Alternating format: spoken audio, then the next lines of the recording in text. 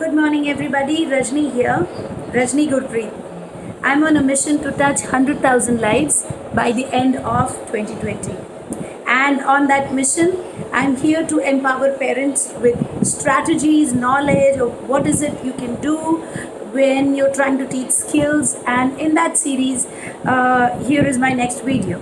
Okay, so going forward with it, some of my students had requested me, some of the students from outside countries where the time zones don't match. Actually, these days we are doing Zoom classes for comprehension building, and so these parents, this set of parents, because times don't match, and for them it is too early for the kid to sit up at 6 a.m. and sit for the class. So they said, give us an idea. So I thought of, rather than making one video and just sending it across to them, I rather make a video and put it up on a YouTube channel, so that a lot of other people will get the ideas, a lot of educators will get the ideas, a lot of people will benefit. So here I am. How do we develop reading comprehension step by step by step by step? Okay, so for example, okay, I got some stuff here. I'm going to show you. It's not visible in the camera. Let me just, yeah, so see, I got stuff here. All right, so when you're developing comprehension, a lot of problem happens when children don't understand the written stuff, that the bag was kept on the table, so they don't know it. So rather than starting exactly from there, the bag was kept on the table, it's a much better idea to start from a more basic level. So what I've done is, I've taken books like these. I'll run you through the whole thing of how I've done it, so it will give you an idea, and you can do it with material that you have at your home, with your own books, and you can help your kid. Conversely, if you want us to work with your children, you're most welcome to connect with me. Zoom classes happen for comprehension development, and I would be most glad to help you. Okay, so let's get started. So I've taken a very simple basic book like this. If you actually see, it says bit by bit. This is basically phonetic reading of E. Okay, so with little bit of sight words, and by the time the children have reached the phonetic sense of C, we see consonant, vowel, consonant. So we now move on to books like this. So okay, so in this book, you can see there are big pictures, and there's very little written text. Okay, I did a jig. Now for a kid to understand what is I did a jig, it may not be easy, and lots of comprehension can happen because it's a very rich picture. You can see that the kid is entering the house, so you can create your own matter around it. So what I did was, I took a print of this picture, okay, and I put a white sheet next to it, okay, like this, and I wrote certain questions on the white sheet, okay, wrote certain statements, like for example, I want to name him something that my kid is reading, so I said this is Bon, and then I said this is, Bon is a big boy, Bon go out to play. Now it's not necessary that initially we have absolutely grammatically correct sentences. We will improve our sentences over a period of time, but initially we need the kid to understand and develop a mental image of what's happening. So I wrote sentences like those over here. Then what I did, I clicked a picture, took a mail, and took a print of that picture at a smaller level. So this is what it looks like. This is the same Bon picture, if you can see here, this one, yeah. So what I've done here is, I have kept a piece of paper, like I said over here, written my own set of questions instead of just this jig. Okay, so I've written my own set of statements, not questions. Questions come later. And I took a picture of it. Thank God for smartphones. So I took a picture of it, like only till here. Okay, full picture, and then I took a print. Okay, so if you can see, this is Bon. Bon is a big boy. Bon go out to play. Bon come back home from play. Bon is on green rug. Now, so many things I created out of just this one picture where it said a jig. and it wouldn't have made sense to the kid, but the picture was very rich, so I utilized it. Okay, then what I did, I took a print of this on an A4 sheet in the envelope mode, so which means it's a small print, and then I got space to write my questions down below. So in phase 1, I will give the kid this to read. I don't have a physical of that as of now because I didn't need. We are doing on Zoom. As and when I want, I have soft copies, I will print a physical of this. However, I did do a physical of the question and answer for my own convenience, and then what I did was I've laminated it so I can use it over and over and over again. Okay, and then what I've done is I've got series of questions written here. So if you actually see, it says this is Bon. Bon is a big boy. Bon go out to play, and then comprehension matters that I tell parents that okay, take your kid out to the park, and then or wherever that you can, and then when the kid is coming back, and you say, Ravi, come back from play. And then you pick out this picture and you say, Bon, come back from play. So it becomes meaningful. The whole thing comes alive in the head of the kid. Now the questions, who is this? And I have laminated it so that I can play around with it. So I will put a marker and I will put an arrow and say, who is this? So the kid is understanding a who question, and then I'll give the answer, this is Bon. And when we do story after story, they understand who. Okay, so the next question, is Bon a baby? So then you show this, and then you show pictures of babies. So you're developing comprehension around it, and I've numbered it as 1. So as you can see, on this very chapter, I got sheet 1 where child will read and the question answers, followed by, I'm yet to spiral bind it. I haven't gone to the market, so otherwise it'll be like a book. Okay, so it'll be like a book. So it'll go here, then sheet 2, and again matter written. Bon had fun in park. So I expect parents to, if the kid has gone out and he comes back and he say, you had fun? Yes, Bon also had fun. See, Bon is happy, Bon is dancing. So Bon had fun in park, and then Bon is happy. So the kid is reading. Those are the words that we have taught children separately to read, and then followed by it. Now I'm inching forward. First I did one word question answers, then one sentence. Now I've come to fill in the blanks. So Bon had dash in park. So what did Bon have in park? What? Kid says fun. He says yes, Bon had fun in park. Bingo, very good.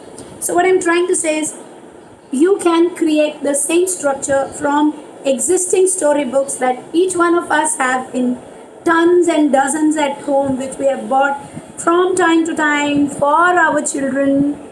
Okay, so you could do that, and you could just simply, I got a whole series of it, so I'll just share with you today in this video of how we have progressively gone from very easy to further on difficult, and it's carrying on. The present story that we are doing with children slightly higher. So in that story, a little bunny has met with an accident and was riding very fast on the cycle, and he drove off the cycling track. The book said pavement, but I put it cycling track because they have done CK words. So tra-ak, like that. So slowly, inch by inch, you're taking their comprehension and their reading to another level. Okay, so like this. Then you go page number 3. All of these first. Step 1, I make them read all of this. Then step 2, I take a smaller print, I put it here, and it's been laminated so it can be used and reused for times to come. And I'm going to spiral bind all these stories. I got 3-4 stories here. I'm going to talk about it to you so that it can be lesson after lesson after lesson, and it can be taken up like a course with the kid. And I'm sharing it with one and all so that you can do the same with your kids. If you can't reach us, should you want us to work with your kids, you're most welcome. Connect with me, 8800 or 7021 777, and we will have your kids on board for the phonic reading classes, the comprehension classes, the mental image skill development classes, and we'll take it forward. Okay, So now, here's how the story progresses. So he has a jacket has a zip, he's trying to open the zip, it's not opening, so he's using his mouth. So what I did, I picked up a purse and I tried to open the zip. So kids are seeing, I said, I can't open the zip. Bon can't open the zip. And then there are the statements and the question answers. Eventually, Bon gets hurt, and then I go back to, okay, so when you are hurt, what do you do? So a complete mental image formation. The result, by the end of the story, the kid can tell you the story in, if not in grammatically correct full sentences, at least in 3 to 4 word phrases. So that's a major leap or a major breakthrough, that kids have started to understand the story, to understand the concept from something which was so basic, and if we would have used it like it is, it wouldn't have helped, because it says urging, then it says I did urging, because here the focus is in doing words, so the but that doesn't help, and it's such a rich picture. You got tons of things. I haven't yet reached the level of COLOUR with my kids. Okay, COLOR for the British or American, I don't know. We do COLOUR. So I haven't reached that level. So that's why there are no questions on what color is the shorts or what color is the shirt. But soon I'll be going there also.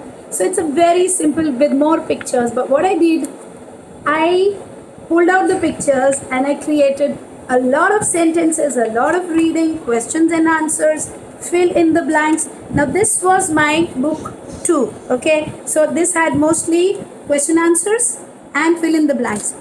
Before that, I want to show you the book 1. Okay, because that was even simpler. So a similar story like this, that was the Pat story.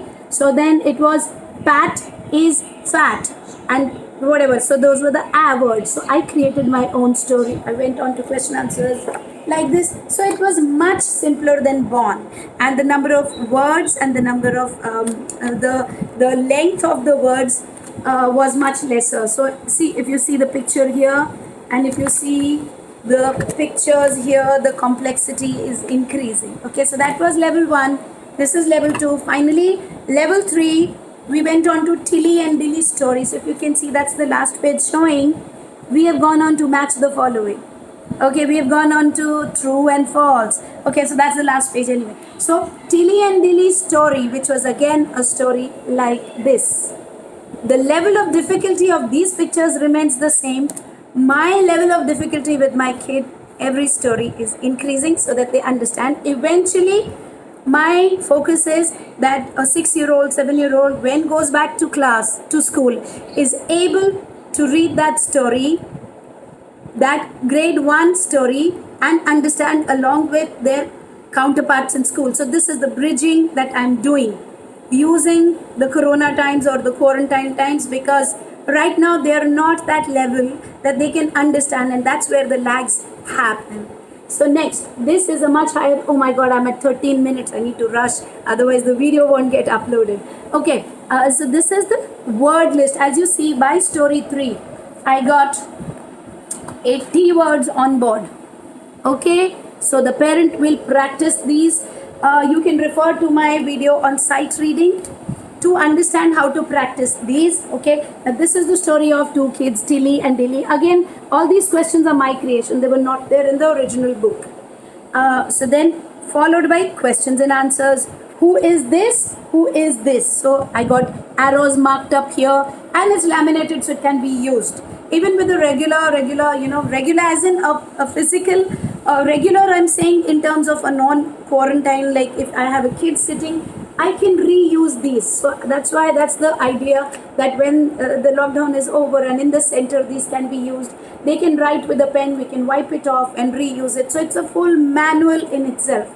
And for my Zoom students, I just upload the picture of this and the parent takes a print, and while this is on my screen, the parent has given it to the kid like this. So the kid is looking on the screen and writing the answer. So like this, we're working around it. So here you see the word list has increased, okay? And it's not abrupt. From level 1 to level 2 to level 3, it's increasing. So now the story becomes a little more complex with me explaining everything Finally, we are reaching to how many mango trees in the park. Now, if I want them to understand there is a bench, I have marked it. None of those questions were there. Eventually, you are taking it up and you are reaching a level where you reach this page. Match the following. So it says Tilly and Dilly, Mango Park, seeds, sisters, banana, flowers. So if they have understood the story, they will say sisters. So they will click connect here. So like this, and yeah, so like this. So I ask parents to take the kid outside the house, close the door, and say we are out of the gate, so that they understand the physical placement, that the park is now closed and the two kids are out of it. Now the fourth story that is presently going on is Bunny had a crash, where he's going too fast on the cycle. I don't have the worksheets just yet because we're still in the process and it's going on, and with my Zoom students I don't need the physical. So once that story is over, I'm gonna take out some time and take prints and create laminates out of it. And then I'm thinking that 4 stories good enough. I should get it spiral bound because otherwise they're all over the place. But I hope I could give you ideas. What you can do is you can have a copy for your kid, you can do the reading from here, and you can take prints of these and you can get your kid to develop comprehension skills. Hope I was of value to your kid. If you want me to work directly with your kid, you can connect with me, or else if you want to work yourself, most welcome. May each kid win. Bye bye.